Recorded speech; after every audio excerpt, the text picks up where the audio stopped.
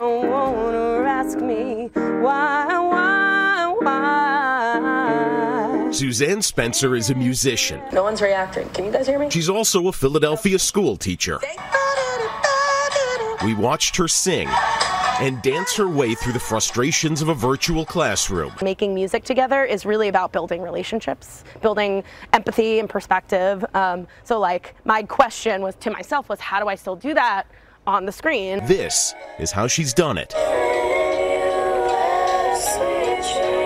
And that's all like her harmonies that she laid on top of one another. Her students are making original music together remotely.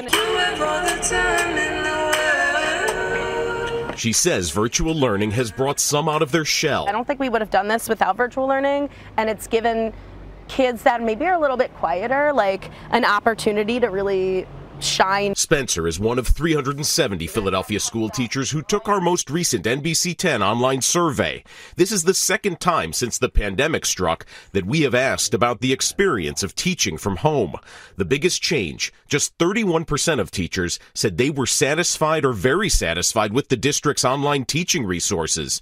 That is down from 64% in June. It kept saying error. Spencer told us she couldn't log on to the Philadelphia School District's online platforms until the first day of school. I had to go on and figure things out when the kids were there. There was no rehearsal? No rehearsal, and I like rehearsal. I am a rehearsal person. 75% of teachers told us they don't have enough time to develop online course materials. 83% said they feel overwhelmed by the demands of online teaching.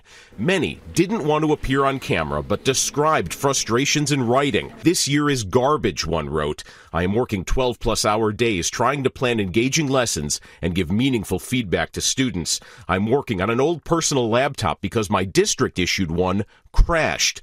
Another. It has been a learning experience for all involved. It was expected that all teachers knew how to create slides, add links, create meetings without the proper training. Yes, it's hard for parents, and yes, it's hard for teachers, but like, I can't imagine like being a teenager, being all by myself all day. Spencer tries to keep the focus on the kids. She checks in with her students constantly. Sounds like there's a lot more emotional awareness. Whew. Yes. That's what this pandemic has done. Yes. And I'm like, finally, like that should have happened sooner. Teachers told us they see more students attending class. One teacher wrote, the kids are far more engaged than they were in the spring. Another, they understand this is real school. But some students are disconnected. Philadelphia teachers are evenly split on whether those in their classes have adequate computer access. The school district of Philadelphia handed out laptops to anyone who needed one back in March and through the summer. But the expense of high-speed internet remains a barrier. This is cool. Teachers have told us before how they spend their own money on basic school supplies. That now includes computer programs and online access for students. Spencer is still performing. After a long day of class on the computer, you can find her on her front step.